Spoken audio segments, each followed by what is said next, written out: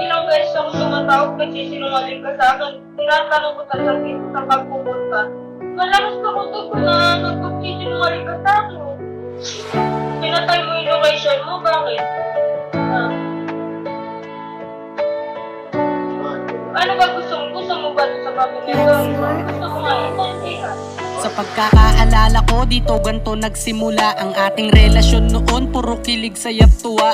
Ngunit ngayon tila pareho tayong nagdudusa. Puro na lang galit, pagtitiis at pagdududa. Kahit noon pa man labis na akong naiinis. Dahil mahal kita'y ilang taon din akong nagtiis.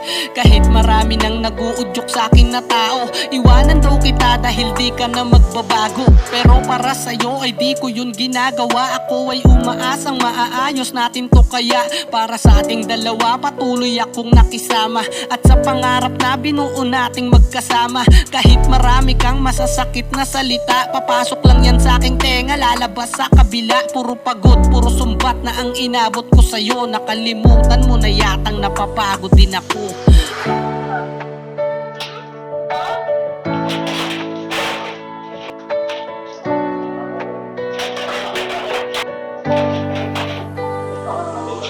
Hanggang isang araw ikaw ay aking kinausap, dahil buong maghapon na kitang di mahagilap. Gusto ko lang nasa bibig mo mismo na manggaling, kahit alam ko na nagsisinungaling ka sa'kin. At sa iyong sagot na di ko ikinatuwa, ay di ko napigilang masampal kita sa muka, upang malabas lamang itong sakit sa aking loob. Ngunit bilang ganti inundayan mo ako ng suntok.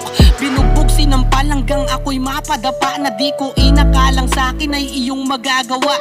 Hirap ng huminga habang nagmamakaawa, ngunit bakit tila di ka man lang nababahala? Di ako lalaki, di malakas ang katawan. Gusto ko lang maayos tayo sa alam kong paraan. Ngunit alam mo yung mas masakit sa suntok at sampal ay nanggaling yun sa tao na labis kong minahal.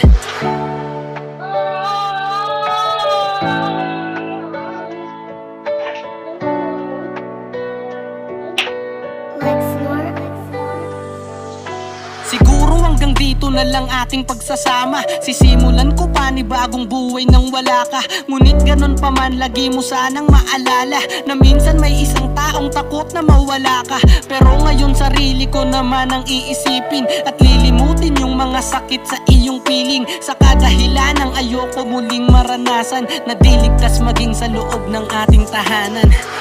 Pulis naman na nambugbog sa isang babae, sinibak na sa pwesto. Ang NAPOLCOM hinikayat po ang biktima na humarap sa kanila para sa pagsasampa ng kaso. Brigada Chico Custodio, i-brigada mo.